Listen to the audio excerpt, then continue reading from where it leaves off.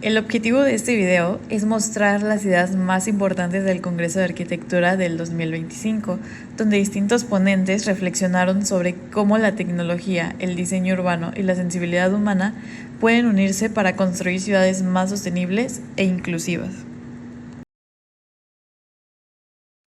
En el primer día del Congreso, martes 7 de octubre del 2025, asistimos a la conferencia Autonomous Everything impartida por Greg Lindsay.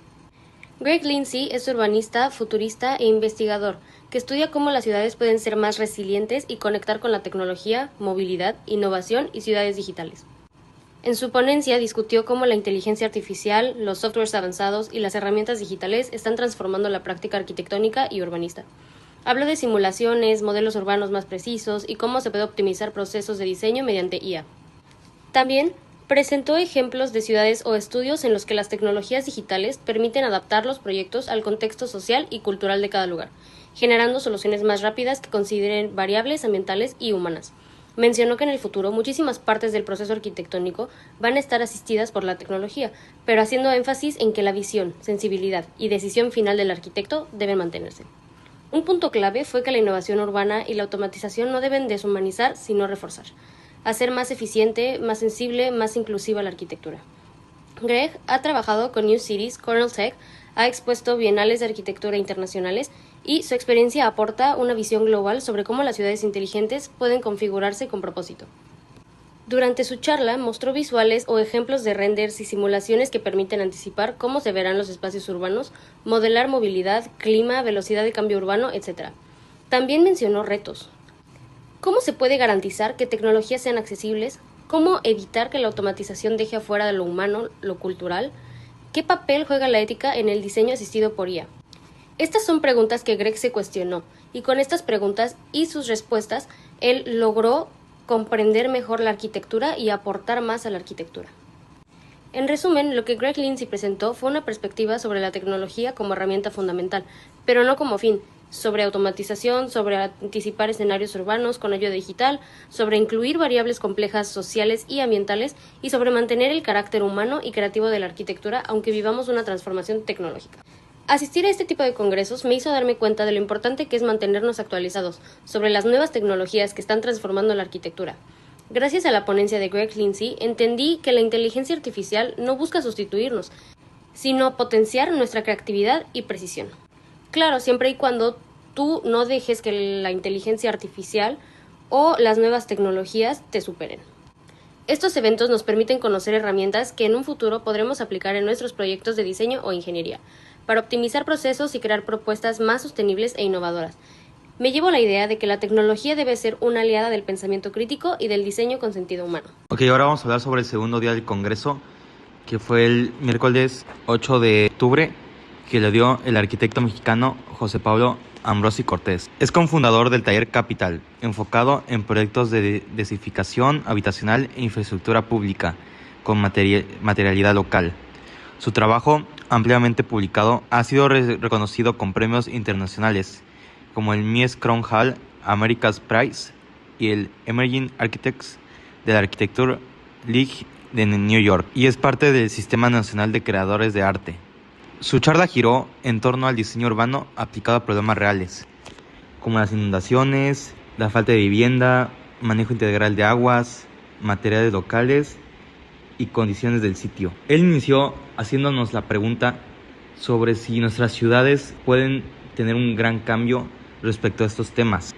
Siguió enseñándonos sus proyectos, donde el primero fue el pabellón ECO, elaborado en 2015 en el Museo Experimental del ECO. Este pabellón es una intervención temporal en el Museo Experimental del ECO, que utilizaba un anillo de concreto del túnel emisor Oriente para crear una instalación que conecta infraestructura, oculta paisaje, fomenta la memoria urbana, haciendo una reflexión hacia el público. Ambrosi expuso detalles técnicos, como se integran estrategias hidráulicas, los materiales locales o de bajo mantenimiento. También habló sobre la importancia del paisajismo funcional y de las estructuras hidráulicas visibles, ya que en ese proyecto, aparte de realizar el pabellón, realizó la obra de un drenaje, y este drenaje fue muy importante, ya que hasta el presidente Enrique Peña Nieto lo fue a visitar.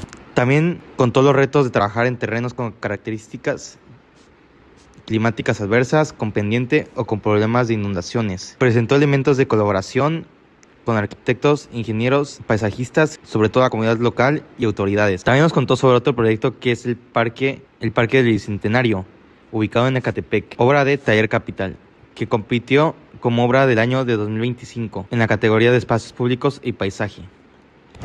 En ese proyecto nos cuenta de cómo rescató un lugar casi abandonado y lo transformó en un parque lleno de seguridad y diversión. Nos contó sobre sus retos. Uno de ellos era la relieve del lugar, ya que estaba muy empinado, y nos dijo que lo solucionó utilizando terrazas. También nos contó que como era un lugar público y más que nada como lo llamó el gobierno, como tal no tuvo una propuesta formal. Cada que se podía se hacían cambios de acuerdo a las necesidades que pedía el cliente y el público, más que nada. Nos contaba de que el anterior parque estaba cercado, algo que para él se le hacía incorrecto.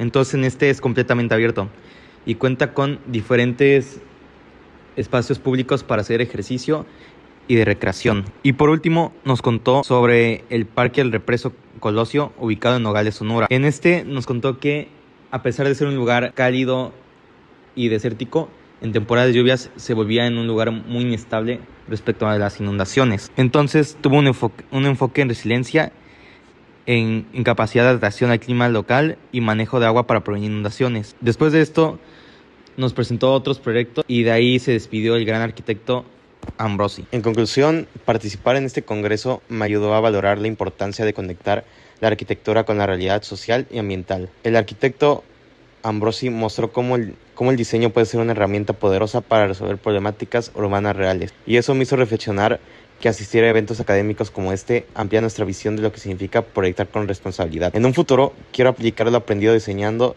espacios que correspondan al contexto, considerando factores como el clima, el terreno y las necesidades de la comunidad. Este tipo de experiencias nos inspiran a ser arquitectos más conscientes y con un propósito claro.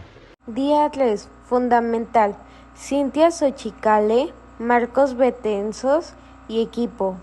El jueves 9 de octubre la ponencia fue de Fundamental, despacho formado por Cintia Xochicale, Marcos Betanzos y Víctor Hugo Betanzos.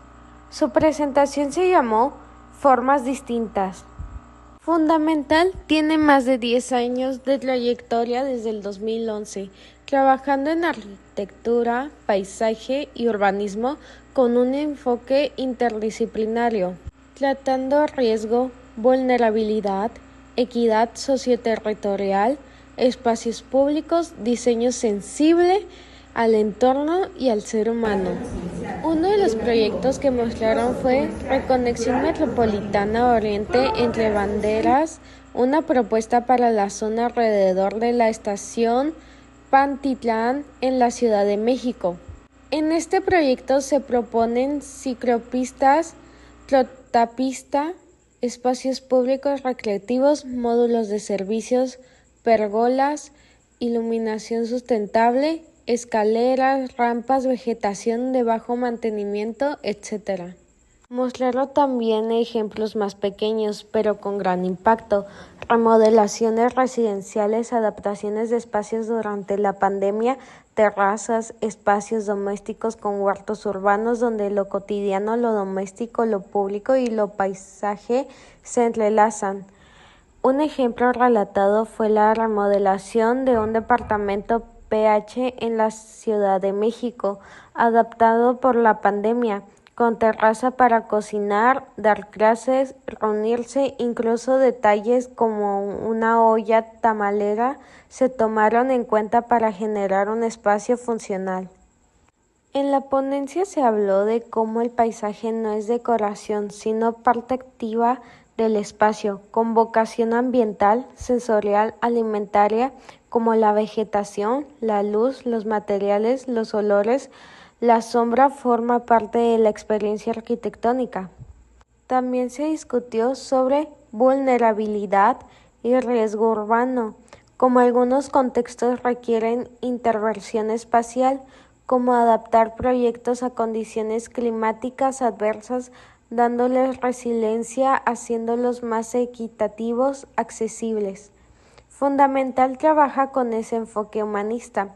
Visualmente mostraron bocetos, fotografías de proyectos reales, comparativas de espacios antes y después, ejemplos de detalle de paisaje, vegetación, espacios públicos, iluminación, cara visible de la comunidad en el proceso de diseño. Del día 3, como reflexión personal, este congreso me enseñó que la arquitectura va mucho más allá del diseño estético. Es también un acto social y colaborativo. Escuchar a Cintia Xochicales y Marcos Betanzos me hizo entender que el trabajo del arquitecto implica investigación, empatía y compromiso con la gente y el entorno. Asistir a estos eventos académicos es esencial porque nos permite aprender de la experiencia de otros profesionales y motivarnos a seguir creciendo. En mis futuros proyectos quiero aplicar esta visión trabajando en equipo, escuchando a las comunidades y buscando soluciones que integren paisaje, sustentabilidad y participación ciudadana. En conjunto, las conferencias nos mostraron que el futuro de la arquitectura depende de equilibrar la innovación tecnológica con la empatía y la conciencia social, más que solo construir espacios. Se trata de crear entornos que respondan a las personas, al contexto y al planeta.